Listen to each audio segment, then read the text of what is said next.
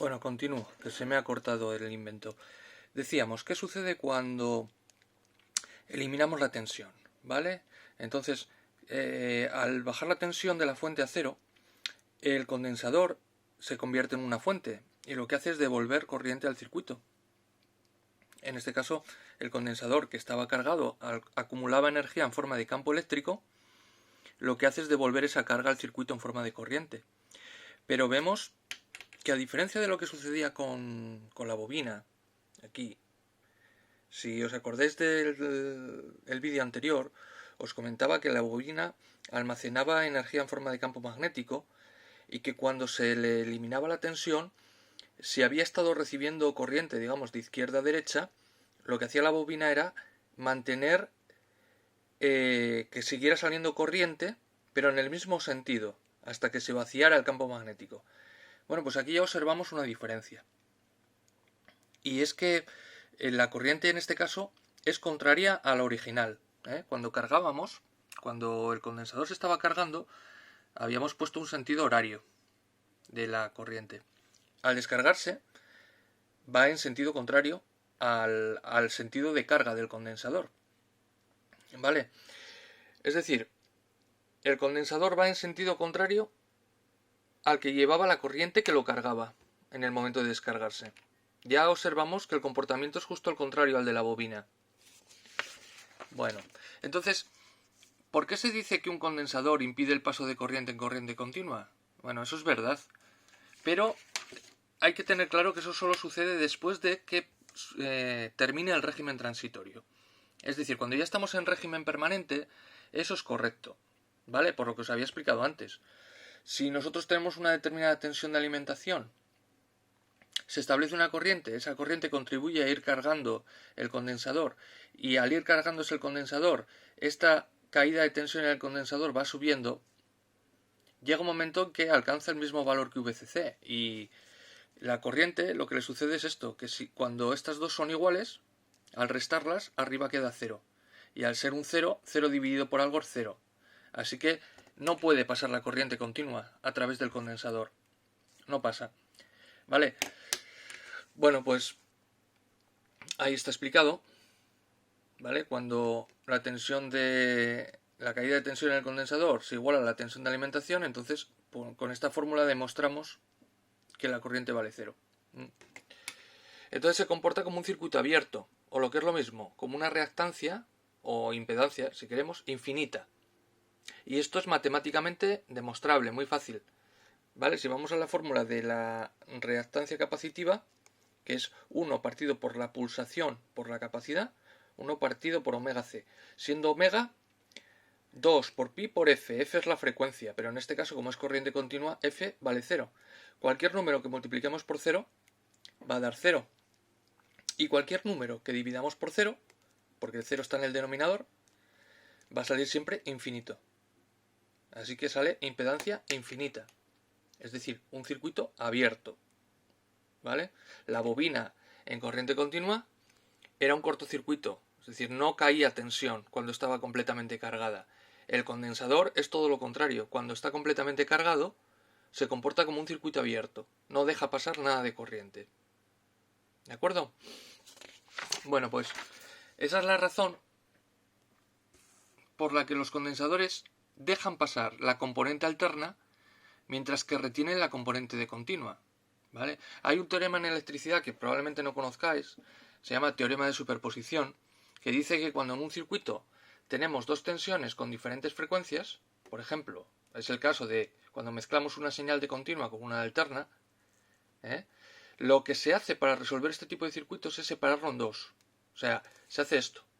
Por ejemplo, tenemos una fuente de tensión continua y una de alterna compuestas. Vale, pues lo que hacemos es decir que este circuito es igual a la suma de este, solo con la componente de continua, más este, solo con la componente de alterna. Se hacen los cálculos aquí, se hacen los cálculos aquí y luego se suman, ¿vale? Y esto explica por qué se usan los condensadores de acoplo entre etapas. Lo típico de que deja pasar la tensión alterna o la señal de alterna, mientras que neutraliza o no deja pasar la continua. Bueno, vamos a ver entonces qué le sucede a un condensador en corriente alterna. Ahí tenemos un circuito de corriente alterna con una resistencia y un condensador. Vale, vamos a intentar explicarlo fácil, a ver si nos sale. Si representamos en una gráfica, con respecto al tiempo, esta línea, el eje X sería el tiempo. Y aquí tenemos la tensión del generador, la caída de tensión en el condensador y la corriente. Vamos a ver cómo se comporta. En azul, esta línea azul que tenéis aquí, que es sinoidal o sinusoidal, sería la tensión de la fuente. Veis que la tensión en el condensador la sigue, la he dibujado en negro, un poquitito por detrás, diría, ¿no? Pero va siguiendo. A medida que aplicamos tensión en la fuente, el condensador se va cargando en el mismo sentido. Vale. Pero ¿qué pasa? Que ya hemos visto antes en continua que nada más aplicar tensión se establece una corriente, que al principio es muy grande y luego va bajando. Va bajando. Aquí la he pintado en verde. Vale. Pero fijaros, nada más que quitamos un poco de tensión, es decir, en el momento en que empieza a bajar, llega al pico de la senoide y empieza a bajar, ¿qué sucede? Sucede que el condensador tiene una tensión ligeramente superior a la de la fuente. Entonces ya en ese mismo momento se establece una corriente inversa, de sentido contrario. ¿Qué es lo que pasa aquí? Fijaros, pasa por cero y se hace negativa la corriente, porque va en sentido contrario, cuando todavía la tensión es positiva. Y luego al revés, la tensión se hace negativa, el condensador se ha descargado completamente, se empieza a cargar al revés, es decir, lo que antes era armadura positiva se convierte en armadura negativa y viceversa, pero antes de que se llegue a cargar en el otro sentido, la corriente ya ha empezado a subir. Es decir, la corriente va adelantada respecto a la tensión, que es justo lo contrario de lo que pasaba con la bobina. La bobina lo que hace es retrasar la corriente con respecto a la tensión. Y el condensador lo que hace es adelanta la corriente respecto a la tensión. O se puede interpretar también como que retrasa la tensión respecto a la corriente. Sería lo mismo, la misma lectura. ¿Vale? Bueno, al final, con lo que nos tenemos que quedar es que tienen efectos contrarios. Por eso el efecto reactivo del condensador se resta al efecto reactivo de las bobinas. ¿De acuerdo? Pero se ve aquí en la gráfica, no hace falta que la tensión sea negativa en todo este tramo. La tensión del generador sigue siendo positiva, lo que pasa es que su valor empieza a bajar. Bueno, pues no hace falta que llegue a cero, porque llega a cero aquí. A ver, ahí es donde llega a cero. Y sin embargo la corriente ya hace tiempo antes que era negativa, que había cambiado de sentido. ¿Vale? Esa es la cuestión. Y con esto explicamos, pues, esa cosa tan extraña en principio de que la corriente vaya por delante de la tensión. ¿Cómo puede ser? Pues es por esto.